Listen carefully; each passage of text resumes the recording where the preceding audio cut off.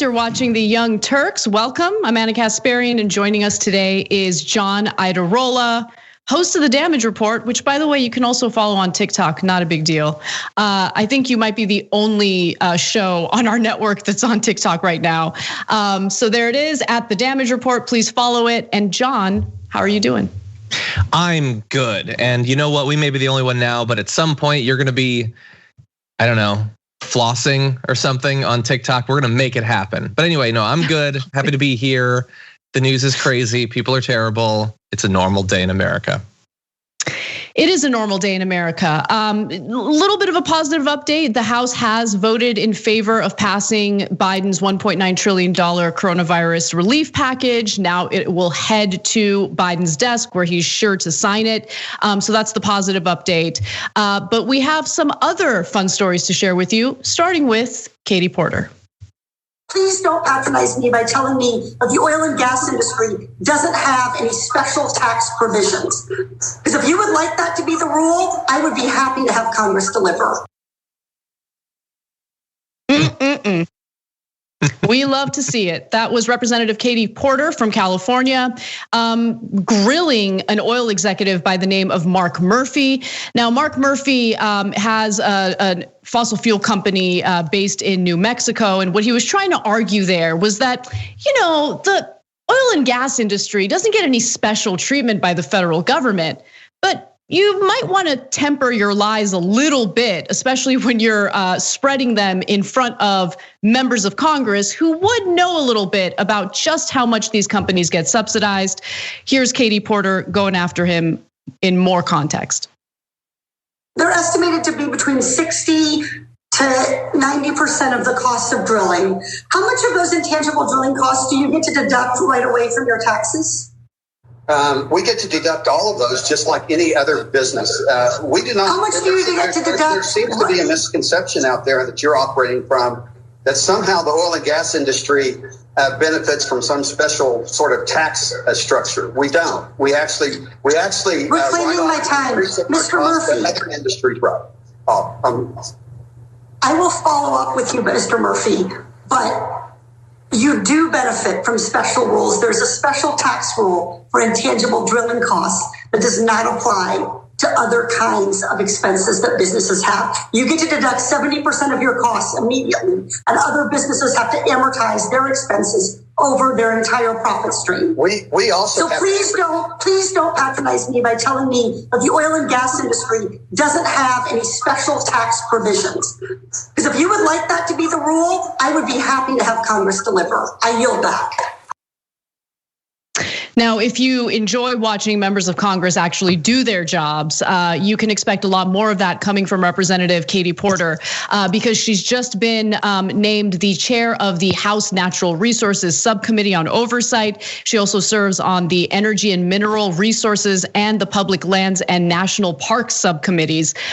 So she is placing a lot of emphasis on holding these types of companies accountable, ensuring that the companies that pollute our air and our water have to pay for that. And I'll give you some details later about the legislation that she's put forward in response to all of this. But before I do, John, how much do you love watching Katie Porter grill people like this? Yeah, it was pretty good. It was the threat at the end, especially. It was clever. It was delivered forcefully. I did like it. It has a very like you've been trying to get one over on the teacher vibe, that entire interaction, and her response yes. played into that as well in the best possible way. I guess he just didn't know. I guess he didn't know that they had these special tax breaks. Like, how imagine. Could he? Who do you think you're talking? You think you're talking to like Marjorie Taylor Greene, like that she's not going to have done the research? Yeah, I think Katie Porter is going to have a good idea of what you're going to be talking about at the hearing, and even for people who don't know, like I didn't know that particular detail, that they had that particular formulation of a way to deduct their expenses. But I would assume that after a century plus of like massive amounts of campaign donations, they're probably getting something. I think if they were getting nothing over and above other industries, then they've been probably overpaying for the last few decades. So it's just such a stupid thing to say, but one has to assume that he doesn't feel particularly threatened, that he feels like even with the Democrats taking over, it's unlikely that this sort of situation would change. He doesn't seem like a person who thinks that they're on the cusp of losing access to these special perks and things like that. Right, I mean, they haven't really had to deal with any, I guess, difficult policy aimed at them, aimed to, of course, protect the environment and ensure that they're paying their fair share. And so that gets me to what Representative Porter is proposing in Congress. And it's certainly a lot more detailed than what we've seen before from members of Congress who at least pay lip service to those who want to do something about these fossil fuel companies. Common Dreams writes that Katie Porter is the lead sponsor of, and I love the way that this is titled, Ending Taxpayer Welfare for Oil and Gas Companies Act, legislation introduced last week that would, according to a summary from the California Congresswoman's office, raise royalties, rental rates, inspection fees, and penalties on oil and gas companies that extract resources from public lands. I went ahead and read a little more about this policy, and here are some bullet points that you should be aware of. For instance, it would implement onshore royalty rates raised from 12.5% to 18.75%. Onshore oil and gas minimum bid raised from $2 to $5 and indexed to inflation, and per acre onshore rental rates raised from their current values of $1.50 for the first 5 years and $2 for the second 5 years to $3 for the first 5 years and $5 for the second 5 years. It's important to keep in mind that this is the first time that royalties have increased for the fossil fuel industry in over 100 years. I'm not even exaggerating. So this is obviously a departure from the fecklessness that we've seen from Congress so far in response to fossil fuel companies, and I certainly appreciate it. Yeah, I mean, look, I can only speak for myself, but I've been pushing for a per acre on-share rental rate rise for literally years at this point, and so it's good to see it finally coming. That obviously goes far beyond my knowledge in this area, but that's why it's important to have people like Katie Porter. Yet another major distinction that is lost when people try to compare the recent influx over the past few years of progressive Congresspeople to the troglodytes and monsters that the right has elected in the last year.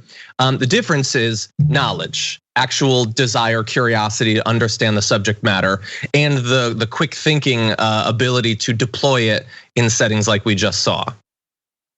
And there is a risk, let's just be clear. There is a risk in increasing fees and taxes on the fossil fuel industry because, an argument can be made that when you do that, they could leave the country.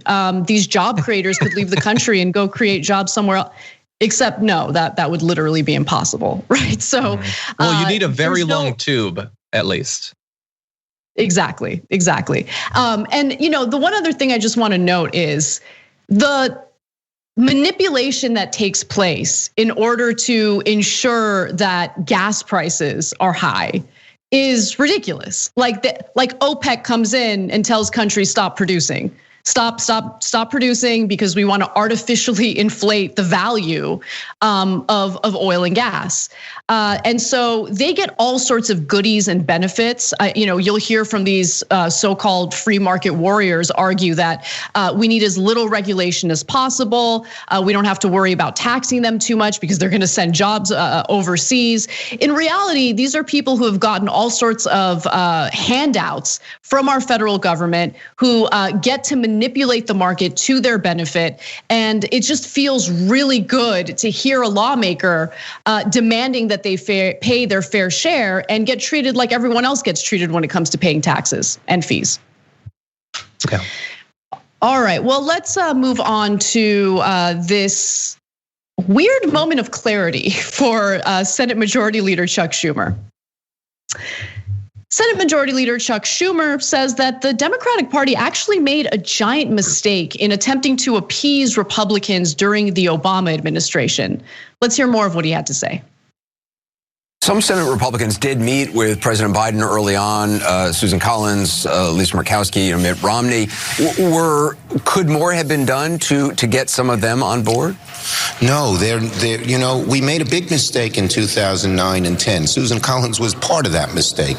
We cut back on the stimulus dramatically, and we stayed in recession for 5 years. Then what was offered by the Republicans was so far away from what's needed, so far away from what Biden proposed, that he thought that they were not being serious and wanting to really negotiate. Are you hopeful Republicans will join Democrats on anything, or Democrats will join Republicans on anything in the near future?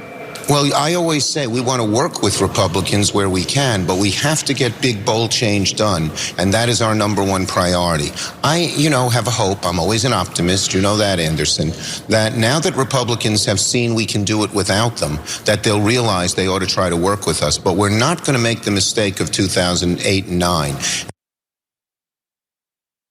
Everything he said there was accurate, and I can't find a single point that I can disagree with. I just really hope that he remains committed to that message, because to be sure, and I'll give you the evidence, the Obama economic stimulus plan after the 2008 recession was kind of a disaster when it comes to increasing inequality in the country. Again, I'll give you the evidence for that in just a second, but he was also correct in noting that Democrats and Biden attempted to work with Republicans on this coronavirus relief bill.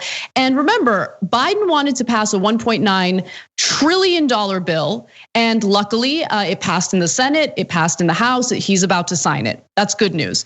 What did Republicans offer as their counteroffer to that? Well, Collins is part of a small group of Republicans that met with the White House weeks ago to pitch a $618 billion COVID-19 aid bill. Biden opted to use a special budget process, reconciliation, that can bypass the 60 vote threshold for his larger package. And that was the right way to go about it. Obviously, the relief deal is not perfect. We've been critical of it in some areas, but also we've applauded it in other areas. But John, do you think that this is a real awakening for the Democratic Party? Do you think they realize that they need to move away from austerity politics, but more importantly, stop trying to cave to Republican demands? I think that on some level they have, but I wonder, like if Obama is at one end of the spectrum and our desires for what they would do if we were in charge is at the other, what does what he just said actually represent? Like, where are they at? It sounds like he's very close to us, but I wonder if that's actually the case. And you said we'll have to see if they stick to it. I would say we can evaluate the evidence that we have so far, and it's not necessarily yeehaw, he's on our side. And I would also say in terms of the desire for bipartisanship, the way that bipartisanship has generally been used when we talk about potential legislation, the way it typically is used is Democrats and Republicans teaming up to do something that might well be hated by both the Democratic and Republican bases. Like regular people might have no interest in it, but if you can get a couple of Democrats, a couple of Republicans, it counts as bipartisan. I would say the stimulus bill that was just passed is a much better bipartisan effort because it is something that both Democrats and Republicans want to be done. Their elected representatives just don't actually represent their base on that issue. And the duty of the president is not to appeal to Republican politicians. He's supposed to be the president for all Americans. And with this bill, he largely was, because Republican voters like it, even if basically no elected Republicans do. The issue is though, if you're gonna come out and say, we learned our lessons, we're not gonna be bound to them, well then, why weren't the checks bigger? Why did you change the targeting threshold and the fall off at the last minute? Why did you cut the total amount going out in unemployment? When again, at this point, they're not even trying to get Republicans on board anymore. Why did you do all of these things if you realize that we need big, bold, blah, blah, blah? Why has Biden not done the student loan debt cancellation, even to the limited extent that he seems to think he's legally allowed to via executive orders?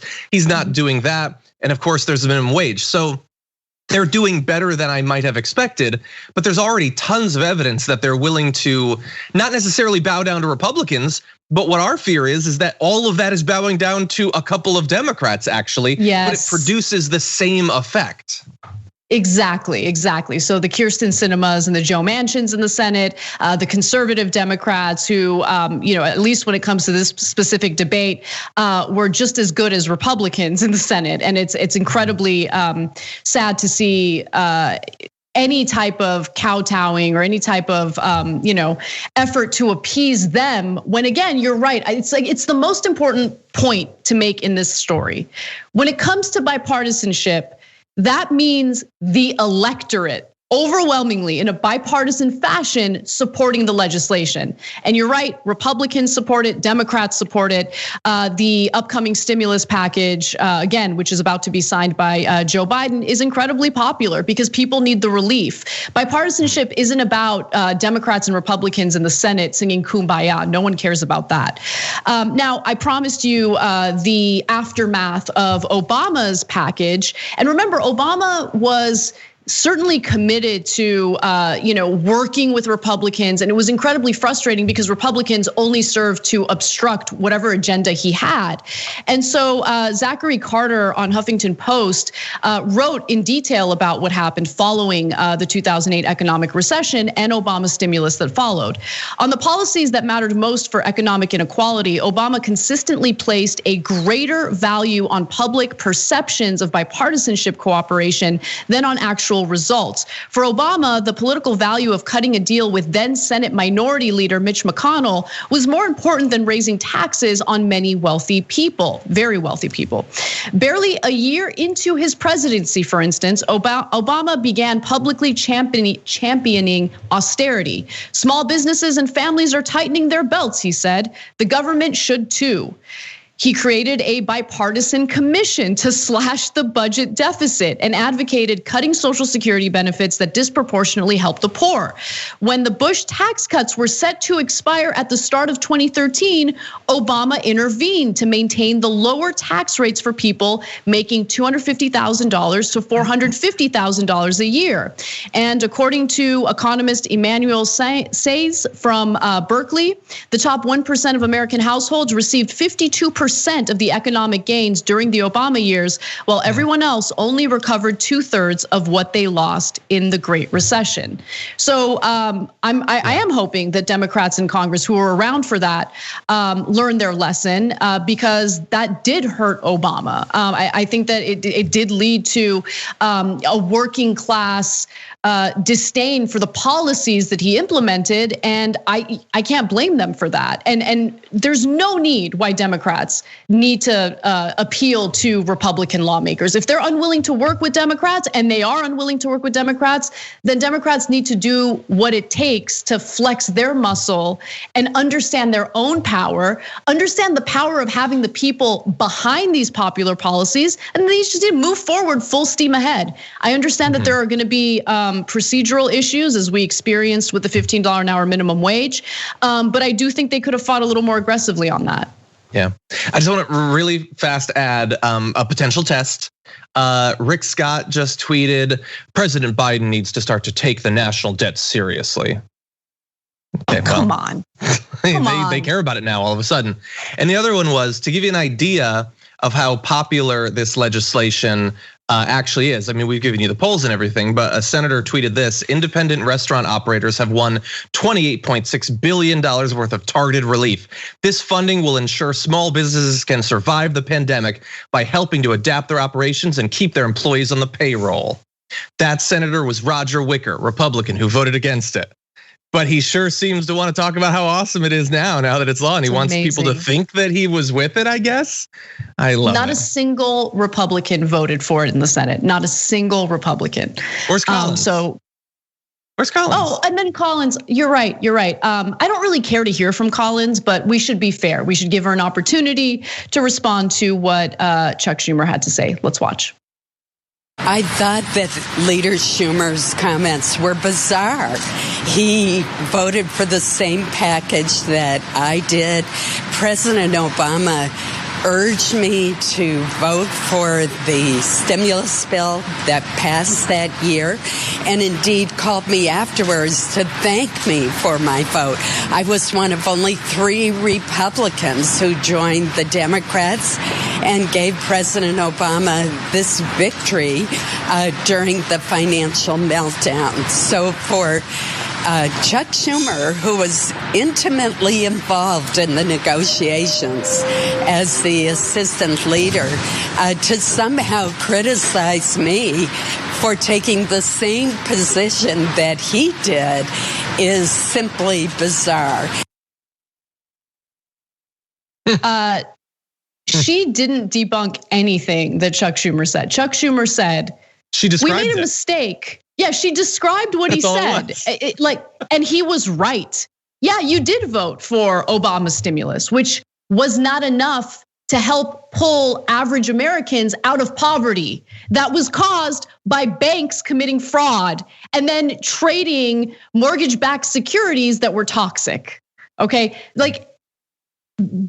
that's the point. Like the stimulus in the Obama era needed to be far more robust, and it wasn't, because Democrats made the mistake of trying to appease people like Collins, who still gets represented as a moderate Republican when in reality she's just like the rest of them. She's not really moderate at all. Let's keep it real. Yeah. Great. Yeah. All right, I guess I said it all. We'll take a break, but when we come back, we have more news to get to, including a crash cover-up in Los Angeles. A young woman lost her life. There's a wealthy person behind this, and seems like there's no justice. Hopefully by covering it, we can push for more justice. Don't miss that story. We got that for you and more when we come back. We need to talk about a relatively new show called the Republic, or UNFTR. As a Young Turks fan, you already know that the government, the media, and corporations are constantly peddling lies that serve the interests of the rich and powerful. But now there's a podcast dedicated to unraveling those lies, debunking the conventional wisdom. In each episode of the Republic, or UNFTR, the host delves into a different historical episode or topic that's generally misunderstood or purposely obfuscated by the so-called powers that be. Featuring in-depth research, razor-sharp commentary, and just the right amount of vulgarity, the UNFTR podcast takes a sledgehammer to what you thought you knew about some of the nation's most sacred historical cows. But don't just take my word for it. The New York Times described UNFTR as consistently compelling and educational, aiming to challenge conventional wisdom and upend the historical narratives that were taught in school. For as the great philosopher Yoda once put it, you must unlearn what you have learned. And that's true whether you're in Jedi training or you're uprooting and exposing all the propaganda and disinformation you've been fed over the course of your lifetime. So search for UNFTR in your podcast app today and get ready to get informed, angered, and entertained all at the same time.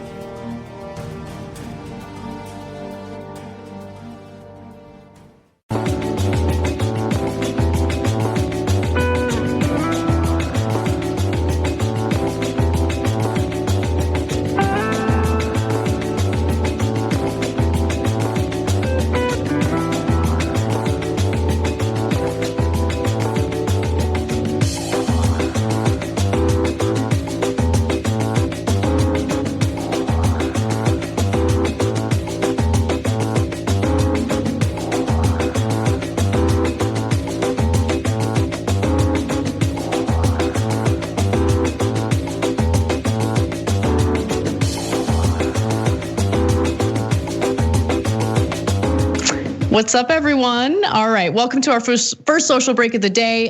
Some fun programming notes. In fact, we're gonna start with a fun programming note. Happy Half Hour on TYT is set to air after our post-game show today. So tune in at 8:30 p.m. Eastern time, 5:30 p.m. Pacific, exclusively on twitch.tv/TYT. Also, if you're a member, you can watch Happy Half Hour as a video on demand whenever you want. So this might be a good opportunity if you're busy to become a member and have access to our archives. You can do that by going to tyt.com/join. Also, Biden will have a primetime address tomorrow, and TYT will cover it. He is planning on addressing coronavirus 1 year out. So it's an important issue, and we do want to provide coverage for that. So we'll be doing that after the second hour of the show tomorrow. And you can watch that at 8 p.m. Eastern time, 5 p.m. Pacific, right here at TYT. The post game will follow at 9 p.m. Eastern time, 6 p.m. Pacific for members. And you can become a member by going to tyt.com/join. Also, I love updating you guys on the poll results. We've been doing more and more of these polls, and it's really interesting to see where you guys stand on these issues. So one of the questions that we asked you this week was, what should we do with the filibuster? And honestly, this was unsurprising to me. 89.5% of you believe that we should do away with the filibuster. 9.9% think that we should reform it. And only 0.7% of you believe that we should leave it as is.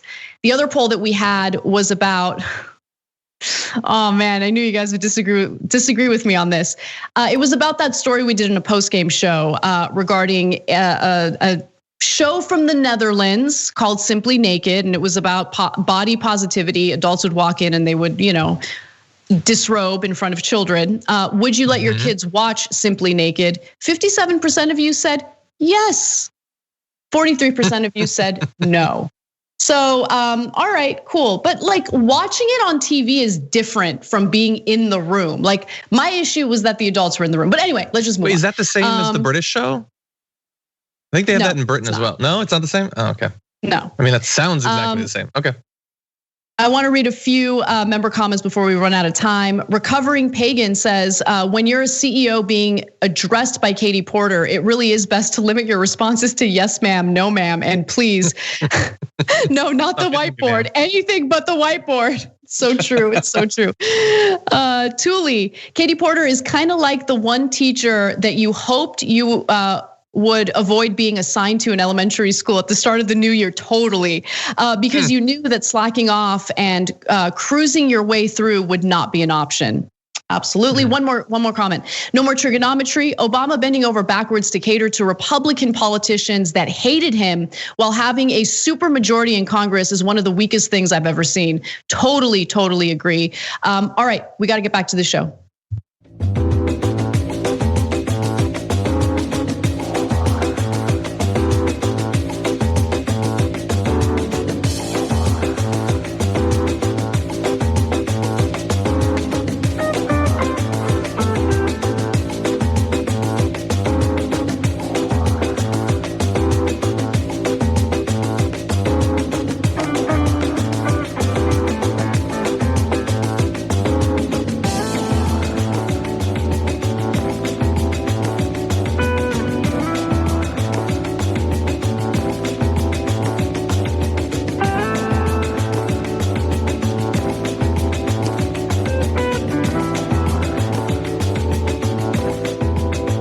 Everyone, welcome back to TYT. Anna and John with you.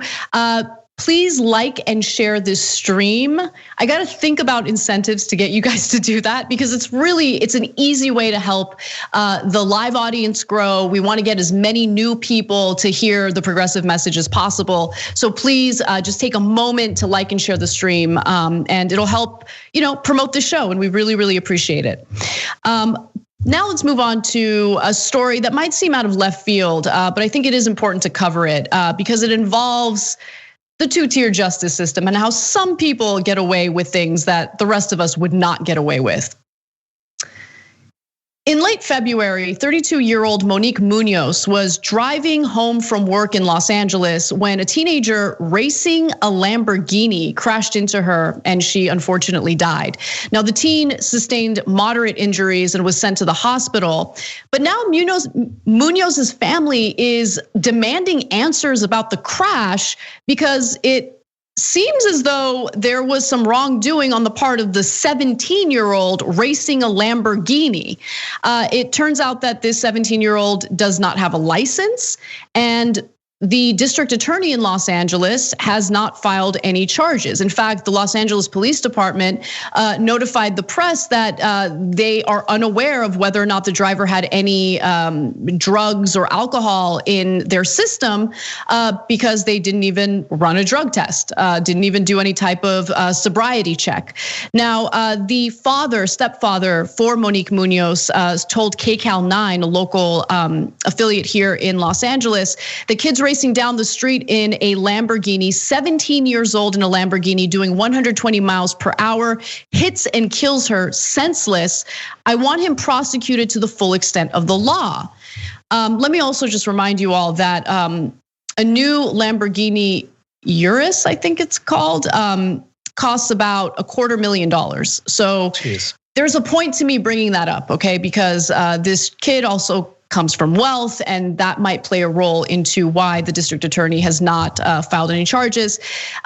Isaac Cardona, the stepfather, also says, who gives a teenager a Lamborghini? We found out last night the teen doesn't even have a license. We know who the kid is. We know who the father is. We're letting the law take care of him. But the unfortunate update to this story is that the law has not taken care of him. So his father is a local millionaire. His name is James Curry, and there's evidence to indicate that he's gone to pretty extreme lengths to bury this story in internet searches. But I'm hoping that by bringing this up on this show, we can get some answers for the family, because it's just absolutely heartbreaking what they've been going through. So, these are images of what the scene looked like. There's another picture kind of showing what her Lexus looked like after it was crashed into. She was actually trapped in the vehicle, but by the time rescue workers got there, she had already died. It's just pretty awful story. And finally, Monique's sister has weighed in on Twitter and said, I lost a sister because a rich, spoiled, privileged individual wanted to race his fancy Lamborghini. He killed her, and now hiding behind daddy's money. Yes, we're angry.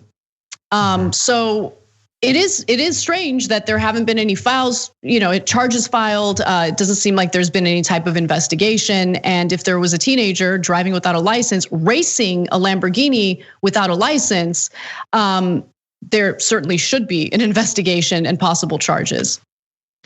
Yeah, I can see in the chat people are talking about affluenza, but the issue is that it would be affluenza if there were charges and they sort of got off easy. We're not even at affluenza yet. We're at no-fluenza. There's nothing whatsoever happening. In your intro, you sort of alluded to the two-tier justice system. This isn't even really a two-tier justice system, because the justice system doesn't seem like it's gonna get involved at all. It seems like just no justice whatsoever.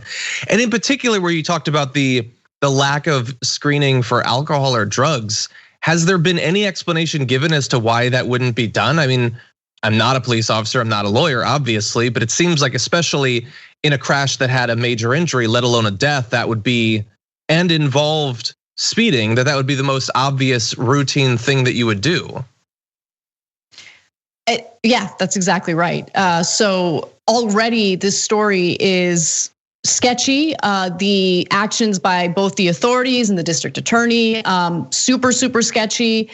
There's no question in my mind that if we're talking about someone who has no money, someone who's powerless, someone who doesn't have parents who are wealthy, right? If they're driving without a license and then they're street racing, and that leads to a crash that kills an innocent person driving home from work, let's just keep it real. The person who engages in that behavior would immediately be held accountable. Right, and so this is a story that makes absolutely no sense. And this crash didn't happen last weekend. This crash happened in mid-February, and there haven't really been any real updates to all of the questions that the family members have right now. And so they've been doing protests in Los Angeles to kind of draw attention to this story. They're planning another one this upcoming weekend in Los Angeles, and the whole point is to get people to pay attention to what happened. because they want justice for their daughter.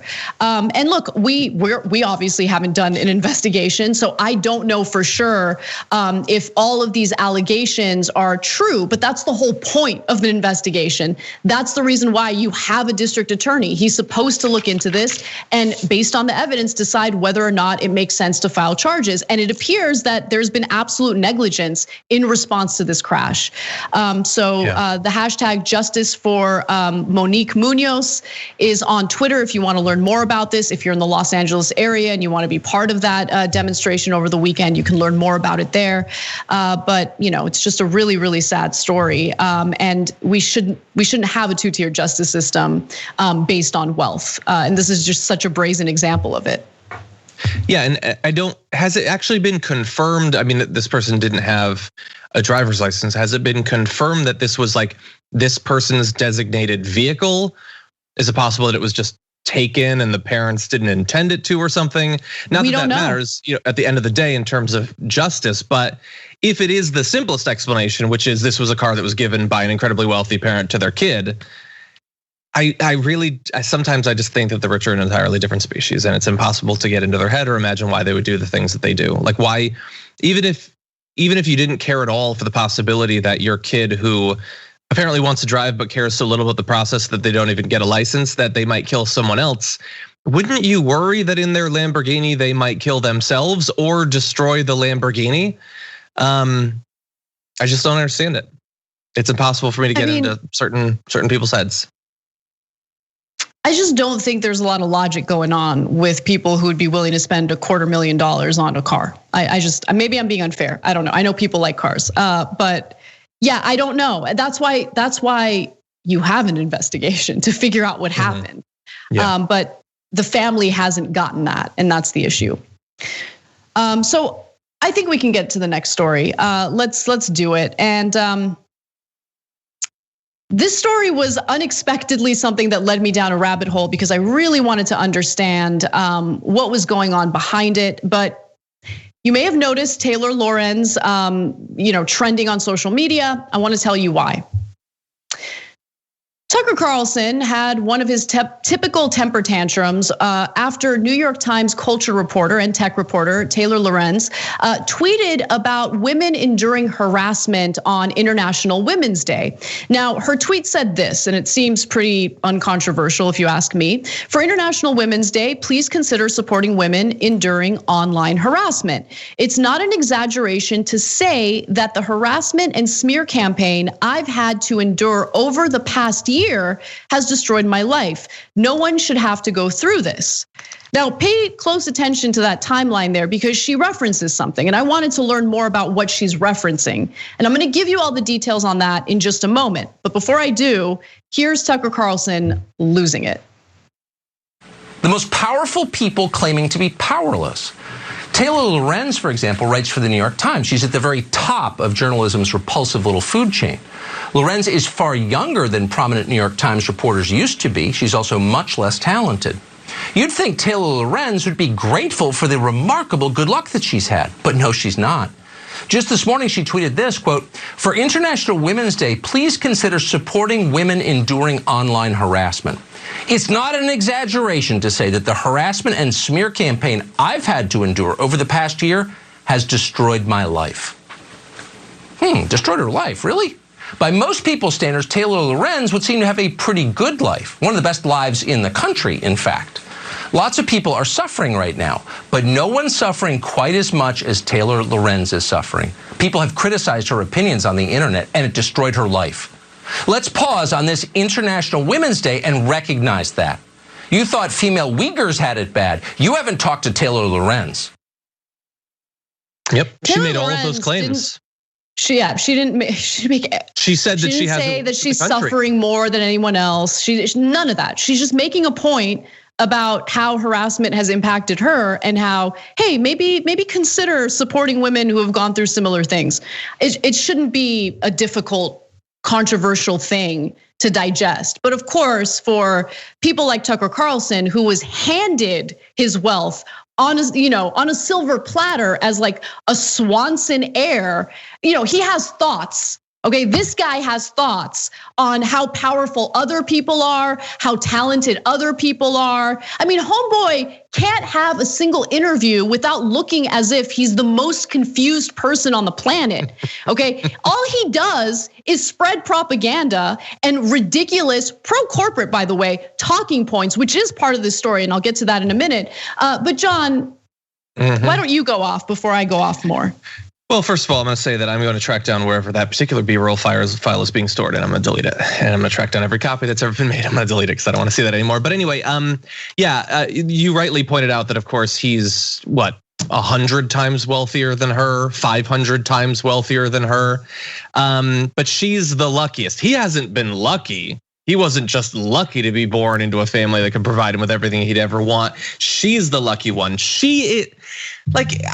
There's probably very few people watching this that watch Tucker Carlson because they like him. But if there's literally any of you there, were the things that he's saying actually reflective of anything she had said from the beginning of? Did she claim that she has it worse than the Uyghurs? Did she do that? Did she say that she has it worse than literally everyone?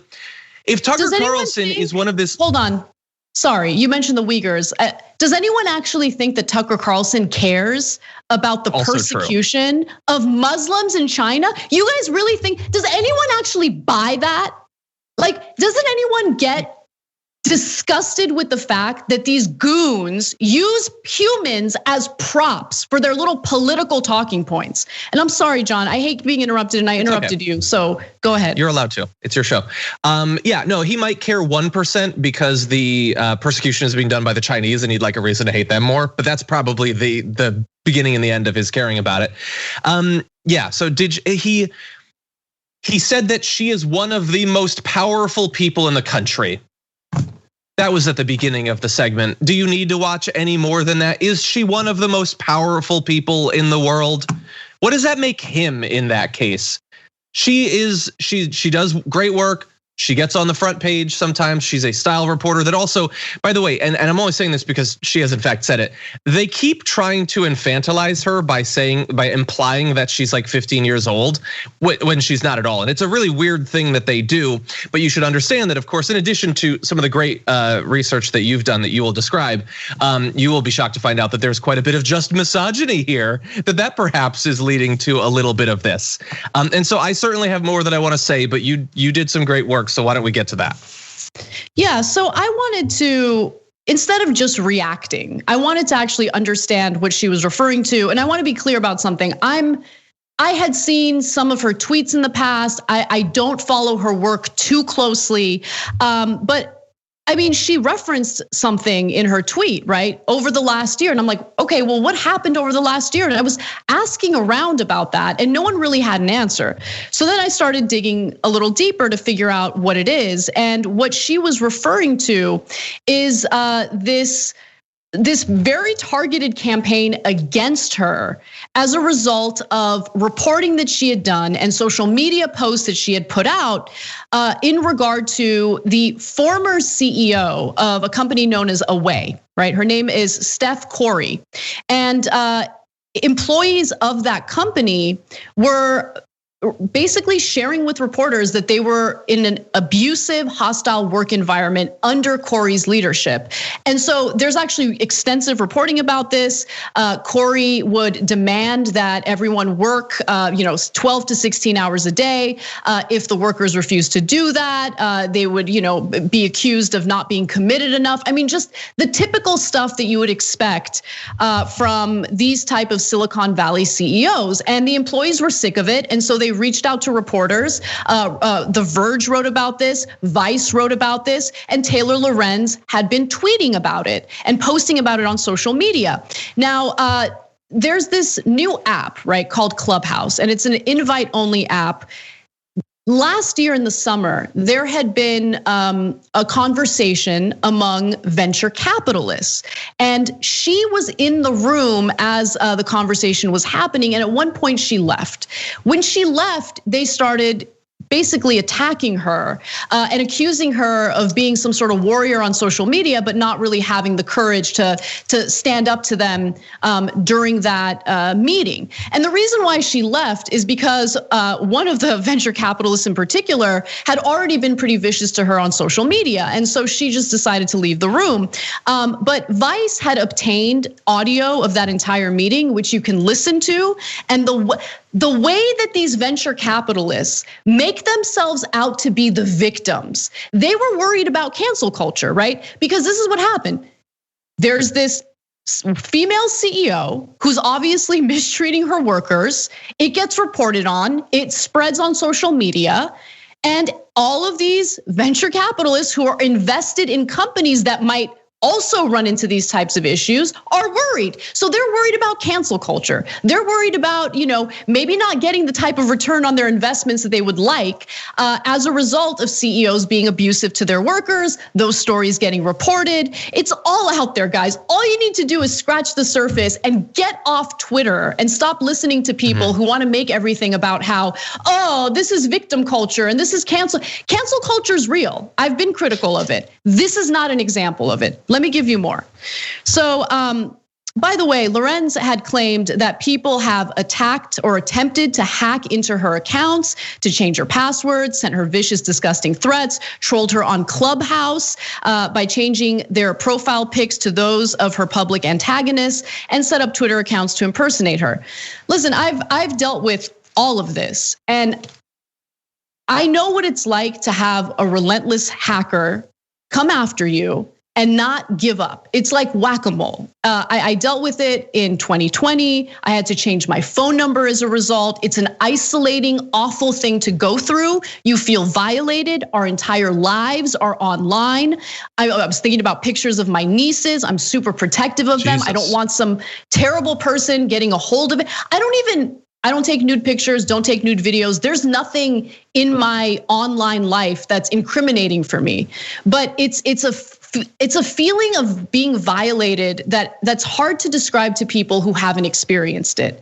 And you're worried about your bank accounts, all of that stuff. So I sympathize with her on that. But again, at the heart of this whole Taylor Lorenz, hate is the fact that she called out that female CEO. So following Lorenz's criticisms, Silicon Valley, venture capitalists have that meeting on Clubhouse, and now I go to Vice's reporting on it. They write that entrepreneur or businessman Balaji Srinivasan, several Anderson Horowitz venture capitalists, and television personality Roland Martin spent at least an hour talking about how journalists have too much power to cancel people and wondering what they, the titans of Silicon Valley, could do about it. Audio of their conversation was leaked to Vice, and in Vice's report, the exclusive users of Clubhouse on the call seemed to conceive of themselves as humble citizens preyed upon by corrupted elites, cravenly lusting after money and power. This reached a bizarre apogee when Srinivasan boasted of standing up for the CEO of a scandal-plagued luggage brand, depicting her as all but powerless because of her relatively low Twitter follower count. And so they wanted to discuss ways to basically punish journalists who hold these types of CEOs to account. Nate Jones, for instance, who's one of the venture capitalists on that call, said this: how can there be accountability function that's impenetrable across all media that allows for that to happen, that pushback to happen without it being turned around, and can become some toxic thing where all types of power dynamics are being used and people have their weapons out? So again, like the whole point is, this type of reporting hurt our friend who was forced to step down as co-CEO of this luggage company. What can we do about it? And by the way, Corey initially stepped down following an investigation by The Verge in December of 2019, which highlighted employee concerns over Corey's management style. Employees on the customer experience team felt particularly overworked and undervalued, and took issue with the way Corey spoke to them. And And let me give you one example that was reported by The Verge. In one colorful anecdote, Corey told a group of customer experience employees she was going to stop approving their paid time off and work from home requests to teach them the skill of accountability. Everything on their Slack channel, by the way, was public and intentionally so in order to, and all of their evaluations, all of the employees' evaluations were intentionally made public, which of course can be humiliating and awful. And so this is all being reported on. And these guys are livid about it. And so all of this stuff happening in response to Taylor Lorenz is fueled by this hatred toward reporters who hold people in positions of power and privilege accountable. And no one's like digging into that at all. Everyone's just making this about like cancel culture good or cancel culture bad. No, guys, there are powerful people. At TYT, we frequently talk about all the ways that big tech companies are taking control of our online lives, constantly monitoring us and storing and selling our data. But that doesn't mean we have to let them. It's possible to stay anonymous online and hide your data from the prying eyes of big tech. And one of the best ways is with ExpressVPN. ExpressVPN hides your IP address, making your activity more difficult to trace and sell to advertisers. ExpressVPN also encrypts 100% of your network data to protect you from eavesdroppers and cyber criminals. And it's also easy to install. A single mouse click protects all your devices. But listen, guys, this is important. ExpressVPN is rated #1 by CNET and Wired magazine. So take back control of your life online and secure your data with a top VPN solution available, ExpressVPN. And if you go to expressvpn.com/TYT, you can get 3 extra months for free with this exclusive link just for TYT fans. That's expressvpn.com/TYT. Check it out today. People behind this, and don't let them fool you. Don't let them manipulate you. That's exactly what's happening right now. But no, that couldn't be it, because Tucker's a populist and he wants to rein in the elites, especially the tech elites and all of that. So it couldn't be that. No. Wait, is it really that? Is he in fact co-opting the language of populism and holding the elites accountable to pretend that he in fact, while trying to theoretically, if it's not just misogyny, then it's what you're saying, attacking her and claiming that he is the one that is holding the powerful accountable, because presumably Taylor Lorenz is more powerful than VCs and CEOs of major corporations and all of that, and certainly more powerful than Tucker Carlson, who against all rationality has the largest audience of like any show on TV. The entire thing is just disgusting. And by the way, while we're rightfully focusing on him, he is not the only person that has like lost their mind about her and is just tweeting nonstop. I'm gonna keep it real. Michael Tracy, tons of tweets about her. Glenn Greenwald, tons of tweets about her. And it's not the first time. Like every couple weeks or every month or so, they circle back to, we gotta post a whole bunch of tweets about her, and then we gotta put out something on Substack. It's totally not about making money though. We just believe in holding people accountable. Now subscribe to my Substack and see me talk about how this woman is unacceptable for some reason that I won't actually define, which is the final point I wanna make. You explained why some people might have a problem with her. Did Tucker ever explain what the issue with her is? Because the only thing he cited, wait, really fast. The only thing he cited was her tweet saying, hey, I'd prefer not to be harassed. If that was it, he might think, well, I think she's exaggerating because he doesn't care about the harassment that women suffer, which is why he pitched it as just her being criticized rather than death threats and all that. But how would that be the justification for an entire segment on his show? That she tweeted in a way that made her the victim that he doesn't believe she is.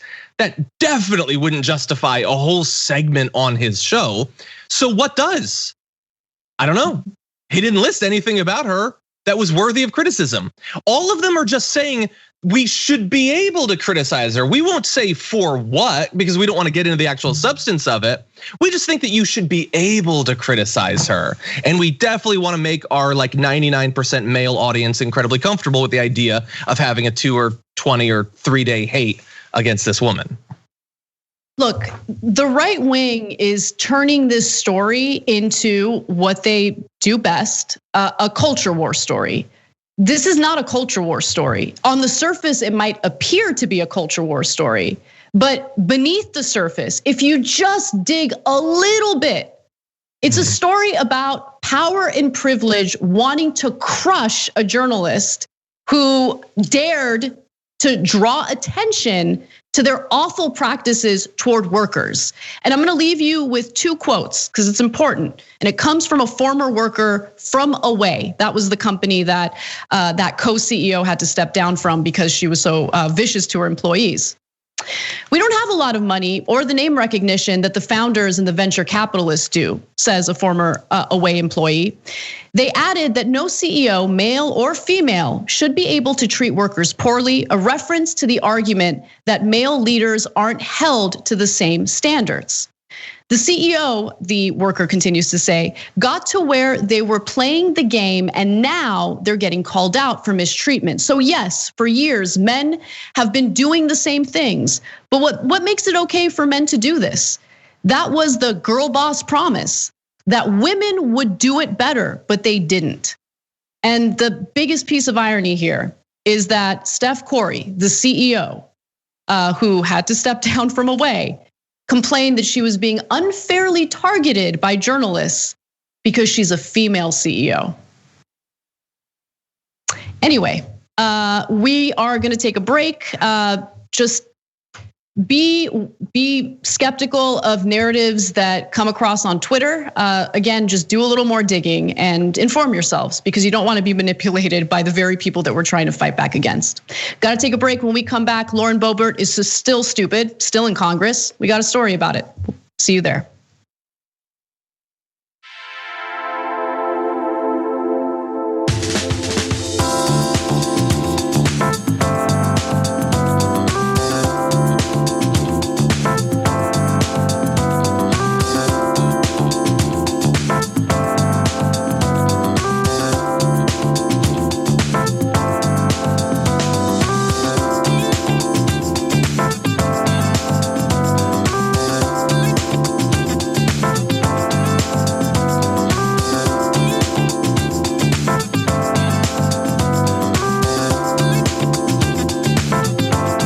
Welcome to our social break. I'm gonna read one member comment and then move on to super chats.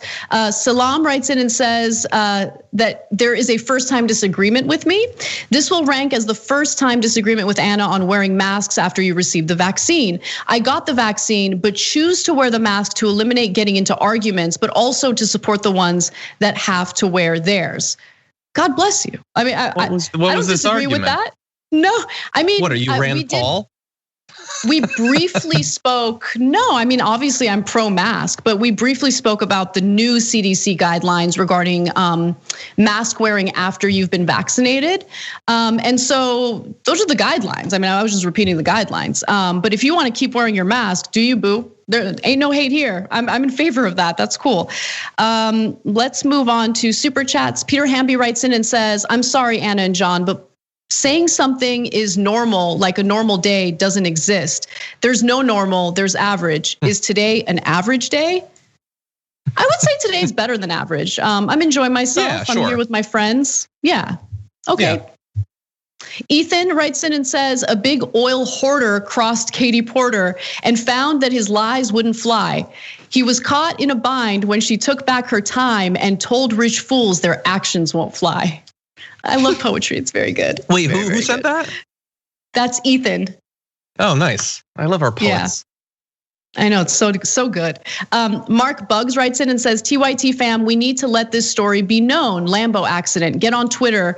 The book and Graham and blow this story up so much that there's a public outcry. This is unacceptable and very heartbreaking. I mean, that's my hope. I know it's a local story out of Los Angeles, but I can't imagine losing a family member like that and then getting absolutely no justice or no investigation in return. Can I give credit to, it was Edwin that raised that story to me, actually. All right, thank you, Edwin. For Bezila says, in regard to the mandatory substance test, I need to correct the kid doesn't have to submit a drug or alcohol test. As someone who has a DUI and works at a law firm, I can confirm that you don't need to. If you refuse the screening, he would get arrested for refusal. But it doesn't sound like that happened either. Yeah, exactly. It doesn't seem like they tried to. You get what I'm saying? Like they didn't even think to test him. That's the problem. Okay. And God, we have so much time left. What are we gonna do? I think we're gonna read more comments. All right, scrolling up to someone who likes Bernie Sanders. John, the suspect wasn't a black man killed by police. So, okay, so there was no need for a drug or alcohol test. Proud member of Squirrel Squad says it. Tucker Carlson. If the viewers of Tucker Carlson are doing harassment, I am climate scientist, and it is bad how they treat male scientists, but the harassment of female scientists is disgusting. Yeah. Totally. All right, we got to get back to the show. Thank you for writing in, guys. We'll see you in just a minute.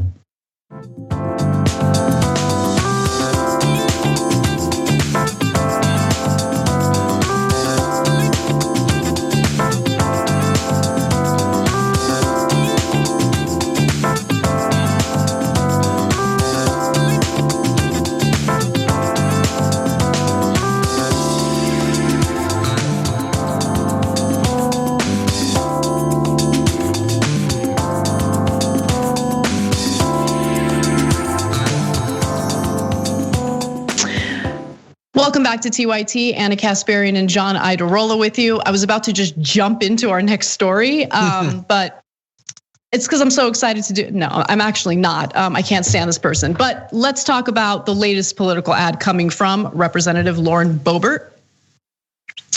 So, right-winger Lauren Boebert, who unfortunately is still in Congress, despite the fact that she's unfit to be in it, has decided to put out a new political ad. Keep in mind that she's one of these Republican lawmakers who's been crying and whining about having to go through metal detectors or having to leave her gun at home before going to the House floor.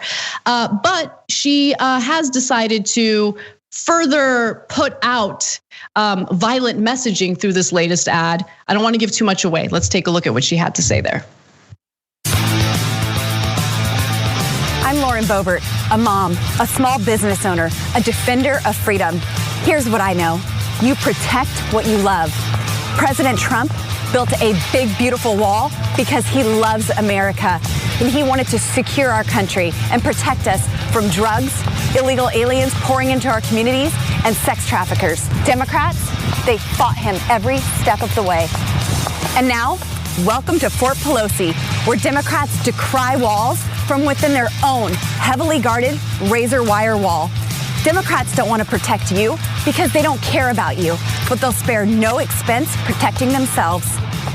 We will not build a wall. No, there will not be another foot of wall constructed on my administration. I'm not for a wall. I'm not for a wall. It's time to cut the crap and remember, this is the people's house. Madam Speaker, tear down this wall.